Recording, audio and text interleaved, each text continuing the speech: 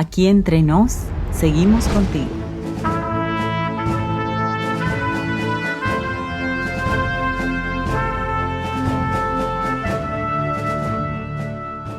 ¿Qué tal, amigos? Bienvenidos a Aquí Entre Nos, un programa pensado en los maestros de escuela sabática. La siguiente es la lección final del trimestre, donde se presenta la conclusión, en este caso particular, del estudio del libro del Génesis. A partir de la próxima semana estaremos revisando ya no un libro bíblico, sino un tema: el dolor y el sufrimiento en un mundo plagado de maldad y enmarcado en el contexto del pecado. El título de la lección será El fuego refinador y su autor es el pastor Gavin Anthony, quien era el presidente de la Asociación de Islandia cuando escribió el folleto para el tercer trimestre de este año. Por supuesto, la próxima semana estaremos profundizando más al respecto, pero ahora dediquemos tiempo a repasar la fascinante culminación del libro de los Orígenes. ¿Estás listo para hacer reflexionar a tu clase sobre el significado del ataúd sin tumba de José y sus implicaciones para nuestros días? Pues entonces, comencemos. Las herramientas básicas para cada segmento de tu repaso están en El sábado enseñaré, el título que identifica el material auxiliar para el maestro. Revisa en tu lección las páginas 152 a 155, donde verás las ayudas que la lección trae para los maestros. Encontrarás 4 puntos extraordinarios en el comentario, aparte de una reseña bien diseñada y algunas preguntas de aplicación que te resultarán sumamente útiles. Primer segmento: motiva, 1 minuto. Acelera el corazón de tus alumnos motivándolos con una razón válida de por qué esta lección es importante para sus vidas. Permite que tu último repaso del trimestre capture la atención de tu clase haciendo una pregunta como la siguiente: ¿cuál es la lección principal que enseña el libro del Génesis y cómo nos beneficia a cada uno de nosotros? Pues este repaso se enfocará justamente en eso. Como ya sabes, después de decir esto, solo tienes que hacer una pausa muy breve y, sin decir más, avanzar a la siguiente parte. Segundo segmento: explora, 15 minutos. Extrae de la mente de tus alumnos los 3 aspectos más edificadores del carácter que la lección contiene. Algunas directivas de escuela sabática han tomado por costumbre que cada 13º sábado se haga un resumen de todas las lecciones del folleto. Aunque esto es una idea muy original, hace que la clase se quede con la sensación de que nunca se puede concluir un estudio, ya que la lección final jamás se da. En lugar de eso, divide la última lección en 3 partes como las siguientes. Primero, el encuentro entre padre e hijo. Una de las cosas que más me impactó de esta lección fue examinar Génesis 46 del 1 al 4, específicamente el último versículo. Pide a un miembro de tu clase que lea esta cita y pregunta: ¿qué es lo que más les llama la atención de ese relato? El texto nos dice: salió Israel con todo lo que tenía y vino a Beerseba y ofreció sacrificios al Dios de su padre Isaac. Y habló Dios a Israel en visiones de noche y dijo: Jacob, Jacob. Y él respondió: heme aquí. Y dijo: yo soy Dios, el Dios de tu padre.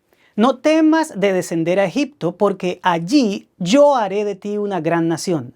Yo descenderé contigo a Egipto y yo también te haré volver, y la mano de José cerrará tus ojos. Sin duda hay varias cosas importantes, como que la salida de Canaán a Egipto se da después de un escenario de adoración, o que Dios mismo tranquiliza a Jacob sobre ese viaje. También que el Señor le repite lo que décadas atrás le había dicho en Betel, que Él mismo lo seguiría acompañando. Pero lo que a mí personalmente me impresionó fue que Dios le asegurara que José seguía vivo y que sería Él quien le cerraría los ojos. Eso significa que, aunque Dios sabía todo sobre José, no había querido revelárselo, y ahora, en una visión nocturna, después de que sus hijos mayores confiesan lo que habían hecho, el Señor decide confirmarlo. ¿Por qué no le dijo nada antes? ¿Por qué lo dejó guardar ese luto por tanto tiempo? ¿Por qué no le evitó ese dolor emocional? Sin duda, son preguntas válidas cuya respuesta satisfactoria tendremos por parte de Dios en algún momento de la eternidad bajo la sombra del árbol de la vida. Pero vayamos al encuentro entre este padre y su hijo. Una de las cosas que más me conmueven de José es su sensibilidad. El versículo 29 de Génesis 46 dice que José unció su carro y vino a recibir a Israel su padre en Gosén, y se manifestó a él y se echó sobre su cuello y lloró sobre su cuello largamente. Mientras el relato indica que el gobernador de Egipto lloraba dilatadamente, de Jacob no se dice nada, como si las palabras no pudieran describir lo que estaba sintiendo. Eso me hizo pensar en lo que pasará cuando nos encontremos con nuestro Creador en ocasión del advenimiento. Seguramente nosotros como redimidos realizaremos innumerables manifestaciones de gratitud y gozo, algunas de las cuales involucrarán lágrimas, ya que aún terminando el milenio, Apocalipsis 21:4 dice que enjugará Dios toda lágrima de los ojos de ellos. Sin duda, nos postraremos ante el Todopoderoso, colocaremos nuestras coronas a sus pies, le expresaremos nuestra adoración y quién sabe cuántas cosas más. Sin embargo, de la reacción del Señor no se revela nada, ya que literalmente no existen palabras capaces de describir lo que nuestro amante Creador y Redentor sentirá al tenernos entre sus brazos. Definitivamente el encuentro de Jacob y José tiene la capacidad de hacernos pensar mucho en torno a Dios. Todo aquel mal ocasionado por los hermanos de José fue tornado por el Señor en bien, y en ese abrazo entre padre e hijo, esos años de luto y dolor se esfumaron para siempre en un instante. Los capítulos finales de Génesis nos presentan a Jacob otorgando bendición. En primer lugar, al faraón, cuando José se lo presentó a su padre. En segunda instancia, a los hijos del mismo José, Efraín y Manasés, y finalmente a sus propios hijos, los de Jacob. El primer acto muestra que la superioridad espiritual es mayor que la posición política o económica, pero las otras dos son mucho más profundas. Pregúntale a tu clase, ¿a quién estaba en realidad bendiciendo Jacob? Luego léeles Génesis 48, 14 al 16, que dice: Entonces Israel extendió su mano derecha y la puso sobre la cabeza de Efraín, que era el menor, y su mano izquierda sobre la cabeza de Manasés, colocando así sus manos adrede, aunque Manasés era el primogénito. Y bendijo a José, diciendo: El Dios en cuya presencia anduvieron mis padres Abraham e Isaac, el Dios que me mantiene desde que soy hasta este día, el ángel que me liberta de todo mal, bendiga a estos jóvenes y sea perpetuado en ellos mi nombre, el nombre de mis padres Abraham e Isaac, y multiplíquense en gran manera en medio de la tierra. Como puedes ver, Jacob pone las manos sobre sus nietos, pero la Biblia dice que con ese acto estaba bendiciendo a José. ¿Cómo es eso?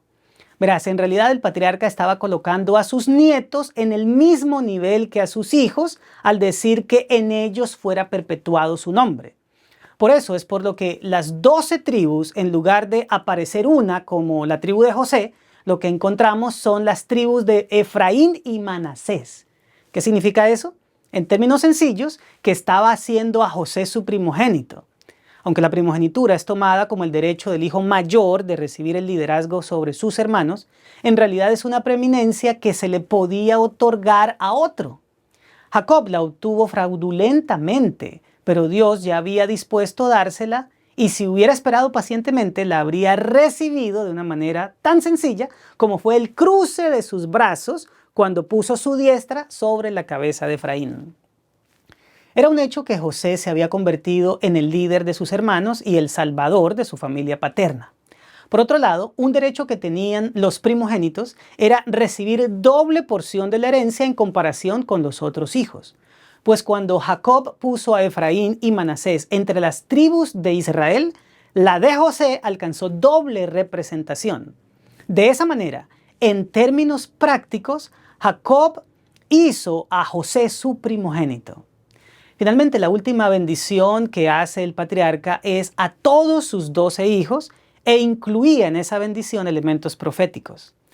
La mayor en extensión es la de José, como habría de esperarse, pero la más poderosa es la bendición a Judá, ya que sobre él puso el cetro, símbolo de un reinado, y predijo que su descendencia sería la que daría origen a Shiloh, un título dado al Mesías. El significado de ese término es tranquilo y obligatoriamente nos hace pensar en el príncipe de paz. Pero vayamos ahora al siguiente punto. Dios convierte el mal en bien. A mi parecer, esta es la parte clave de esta sección, ya que conduce al mensaje principal de la historia de José, del libro del Génesis y, en mi opinión, de toda la Biblia. Pregúntale a tu clase cuál era la mayor preocupación de los hijos de Jacob tras la muerte de su padre. Luego invita a tus alumnos a encontrar la respuesta en Génesis 50:15, que refiere de la siguiente manera. Viendo los hermanos de José que su padre era muerto, dijeron: quizá nos aborrecerá José y nos dará el pago de todo el mal que le hicimos. Como puedes ver, la respuesta salta a la vista. Ellos temían que José, con todo ese poder que ostentaba gobernando el país más influyente de su época, los eliminara inmediatamente. Creían que a lo mejor lo único que se lo había impedido hasta ese momento era causarle un dolor a su padre, pero tras su muerte ya no tenía ese obstáculo. La Escritura dice que ellos le dijeron que Jacob había pedido como su última voluntad que los perdonara por su maldad y se postraron ante él dispuestos a ser sus siervos. Mientras eso sucedía, el verso 17 indica que José lloraba y finalmente les respondió lo que los versículos 20 y 21 refieren. La Biblia dice: vosotros pensasteis mal contra mí, mas Dios lo encaminó a bien para hacer lo que vemos hoy, para mantener en vida a mucho pueblo. Ahora pues no tengáis miedo, yo os sustentaré a vosotros y a vuestros hijos. Así los consoló y les habló al corazón. ¡Qué palabras! ¡Qué mensaje! Pero sobre todo, ¡qué carácter! José tenía claro que ellos pensaron en hacerle daño y que en aquel momento sus corazones no convertidos estaban cargados de maldad. Por eso no los excusa ni disminuye la gravedad de su proceder. Sin embargo, añade un mensaje poderoso, que Dios encaminó las cosas para que todo eso terminara en bien y mucho pueblo fuera salvado. Todo el relato del Génesis, desde Adán hasta José, y por extensión desde la caída hasta nosotros, tiene el mismo tenor. Nuestras malas decisiones han traído el mal, pero Dios tiene el poder para trocar la situación y hacer que todo resulte para bien. En eso consiste el plan de salvación. Es la manera en que el Redentor nos llevará de nuevo a la vida eterna y al Edén. Pero concluyamos con el último punto: el ataúd de José. El capítulo final de Génesis nos habla de dos sepelios, el de Jacob y el de José. Sin duda, ambos tuvieron inicialmente características propias de un dignatario egipcio: embalsamamiento, honras fúnebres y duelo. Sin embargo, además de la distancia en años entre ambas ceremonias, hay algo que resulta muy opuesto. Invita a tu clase a leer en Génesis 50, 12 y 13 sobre la sepultura de Jacob y compárenlo con los dos versículos finales del libro. ¿Cuál es la diferencia entre estos dos sepelios? La Escritura dice en el primer caso lo siguiente: hicieron pues sus hijos con él según les había mandado, pues lo llevaron sus hijos a la tierra de Canaán y lo sepultaron en la cueva del campo de Macpela, la que había comprado Abraham con el mismo campo para heredad de sepultura de Efrón el Eteo al oriente del Mamre.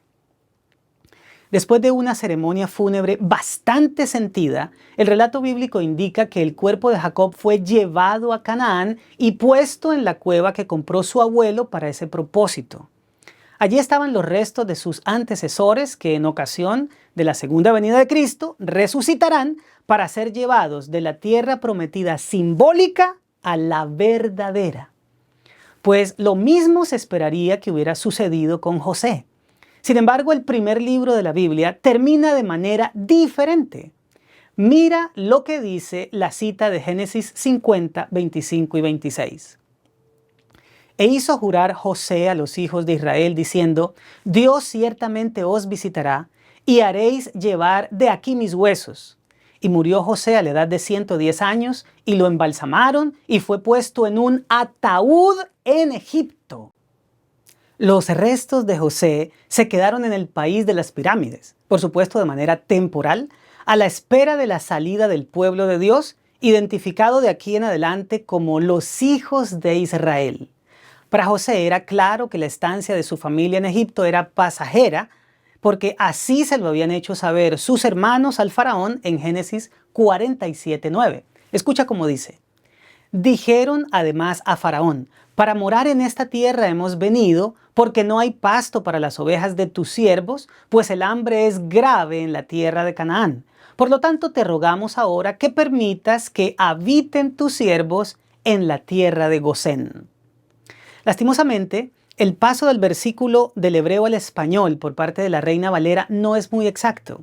La palabra que se traduce como morar es el verbo hebreo gur, que da la idea de volverse a un lado del camino para hospedarse, y en un sentido específico, para residir como invitado de manera temporal en un lugar.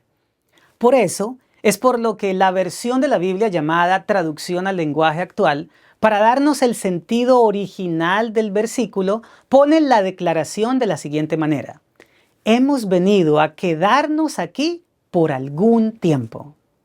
Por lo tanto, todo Egipto entendió desde un comienzo que la familia de Jacob estaba de paso por el país, solo que con el transcurrir de los años, después de su muerte, fueron esclavizados por un faraón que no conoció a José, es decir, que tuvo en poco lo que él hizo por su pueblo. El caso es que, a diferencia de lo que ocurrió con Abraham, Isaac y Jacob, Génesis concluye con los restos de José en un ataúd, pero no en una tumba, dando a entender que están a la espera del cumplimiento de la promesa, del regreso a Canaán y la posesión de la tierra para ser depositados allí. El sabor que queda en el lector es que el relato no ha terminado, que falta un capítulo más en la historia de la salvación, y es precisamente el que nos falta también a nosotros: el regreso a casa, el retorno al Edén, la vuelta al hogar donde nos espera nuestro Padre y Creador. Por fortuna, falta muy poco tiempo. Tercer segmento. Aplica 12 minutos. Plantea simulaciones de la vida real con escenarios que necesiten soluciones basadas en lo estudiado, estimulando así la participación. Usemos los siguientes escenarios para aplicar lo estudiado. Número 1. Si tu hijo de 12 años te pregunta por qué Dios no le reveló a Jacob que José estaba vivo, ¿qué razones le darías? Segundo, imagina que estás pasando por la peor crisis de tu vida y sientes que Dios guarda silencio. ¿Cómo te alienta la historia de José y saber que el Señor va a cambiar lo malo en algo bueno? Por último, ¿qué paralelo harías entre el ataúd sin tumba de José y la tumba vacía del Señor Jesús? Cuarto segmento. Crea 2 minutos. Lleva la lección más allá de la clase. Desafía a tus alumnos a realizar una tarea durante la semana. Deja la siguiente tarea. Dile a tus alumnos que hablen con alguien que esté pasando por una situación difícil para animarlo con el mensaje ejemplificado en la vida de José de que Dios convertirá todo su mal en bien. Y para despedir a tu clase, concluye la lección de una manera sencilla y elegante. Todas las historias del Génesis presentan una verdad: que Dios tornará en bien todo aquello que golpea y lastima a sus hijos. Esa verdad no solo es aplicable a los personajes bíblicos, sino a cada creyente que haya vivido a través de los tiempos hasta llegar a nosotros. Bueno, mis amados, esto fue Aquí Entre Nos, un programa pensado en los maestros de escuela sabática. Ya que tenemos la seguridad de que los que aman a Dios, todas las cosas nos ayudan a bien, nada mejor entonces que continuar yendo a compartir esperanza, porque Cristo viene pronto. Nos vemos la próxima semana.